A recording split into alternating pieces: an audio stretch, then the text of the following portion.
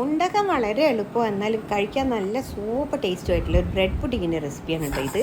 അപ്പോൾ അതാ ഒരു പാനിലേക്ക് ആദ്യം ഒരു ചെറിയ പീസ് ബട്ടർ ചേർത്ത് കൊടുക്കാം. അതിലേക്ക് കാഷ്യും ബദാമും ചേർത്ത് കൊടുക്കുന്നുണ്ട്. ഏതാ നിങ്ങളുടെ കയ്യിലുള്ള ഡ്രൈ ഫ്രൂട്ട് അത് ചേർത്ത് കൊടുക്കാം. ഇനി അതിലേക്ക് ഒരു 2 ടീസ്പൂണോളം പഞ്ചസാരയും കൂടി ചേർത്ത് കൊടുത്ത് നമുക്കിതിനെ ഒന്നങ്ങ് റോസ്റ്റ് ചെയ്തെടുക്കാം കേട്ടോ. എന്നിട്ടുണ്ടല്ലോ ഇതങ്ങ് മാറ്റി വയ്ക്കാം. ചൂടാറിയതിന് ശേഷം നമുക്കിതൊന്നങ്ങ് ക്രഷ് ചെയ്തെടുക്കണം. ഇനി ഇതാ പാലിലേക്ക് ഒരു 2 സ്പൂണോളം പഞ്ചസാര ചേർത്ത് കൊടുത്ത് ഞാനൊന്ന് കലക്കിയെടുക്കുന്നുണ്ട്. അതിലേക്ക് സൈഡ് കട്ട് ചെയ്തെടുത്തിട്ടുള്ള ബ്രെഡ് ഒരു ഏത് ബൗളിലാണോ നമ്മൾ പുഡിംഗ് ഉണ്ടാക്കുന്നത് അതിലേക്ക് ഇങ്ങനെ നിരത്തി വെച്ച് കൊടുക്കുക. മേലേക്ക് മേലെ വെക്കരുത്. ആദ്യം തന്നെ ഫസ്റ്റ് ലെയർ നമ്മൾ ഒറ്റ ലെയറായിട്ട് നിരത്തി വെച്ച് കൊടുക്കുകയെന്നേ.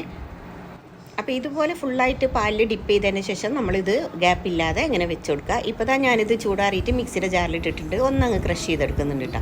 ഇനിയിപ്പോൾ ഞാൻ വാനിലയുടെ ഐസ്ക്രീം എടുത്തിട്ടുണ്ട്. അത് ഏകദേശം ഒരു 4-5 സ്പൂൺ എടുത്തിട്ട് ഞാനതിലൊരു ടേബിൾ സ്പൂണോളം കണ്ടൻസ്ഡ് മിൽക്കും കൂടെ ഒഴിച്ച് കൊടുത്തിട്ട് വിസ്ക് വെച്ചിട്ട് ഒന്നങ്ങ് മിക്സ് ചെയ്തെടുക്കുന്നുണ്ട് കേട്ടോ. നന്നായിട്ട് ലൂസാക്കിയിട്ട് ഒന്നങ്ങ് മിക്സ് ചെയ്തെടുത്താൽ മതി.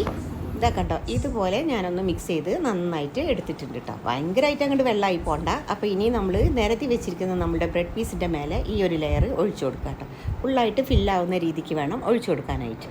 ഇനി നമ്മൾ അതിൻ്റെ മേലെ നേരത്തെ നമ്മൾ പൊടിച്ചെടുത്തിട്ടുണ്ട് ബദാമും കാഷ്യും കൂടെ, അതിൻ്റെ മേലെ നന്നായിട്ട് തന്നെ ഒന്ന് ഫില്ലാവുന്ന വിധത്തിൽ സ്പ്രെഡ് ചെയ്ത് കൊടുക്കാം കേട്ടോ. അത്യാവശ്യം നന്നായിട്ട് തന്നെ ഇട്ട് കൊടുക്കുക. എന്നാലാണ് നമ്മൾ ഈ ഒരു പുഡിങ് കഴിക്കുമ്പോൾ ഇതെടുക്കൊന്ന് കടിക്കാൻ നല്ലൊരു ടേസ്റ്റാണ്, അതിന് വേണ്ടിയിട്ടാണ്.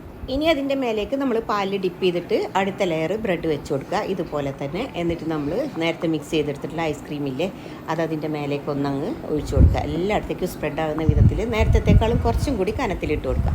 എന്നിട്ട് നമ്മൾ പൊടിച്ച് വെച്ചിരിക്കുന്ന നമ്മുടെ ഒരു കാഷ്യും ബദാമിൻ്റെ മിക്സും കൂടെ മേലെ സ്പ്രെഡ് ചെയ്ത് കൊടുത്തതിന് ശേഷം നമുക്കിത് ഫ്രിഡ്ജിൽ വെച്ചിട്ട് ഒരു 2 മണിക്കൂറെങ്കിലും സെറ്റ് ചെയ്തെടുക്കണം. മേലെ ഞാനൊരു ഇച്ചിരി കണ്ടൻസ്ഡ് മിൽക്ക് ഒന്നങ്ങ് ഒഴിച്ചു കൊടുക്കുന്നുണ്ട്. സൂപ്പർ ടേസ്റ്റാണ്, ട്രൈ ചെയ്ത് നോക്കുക.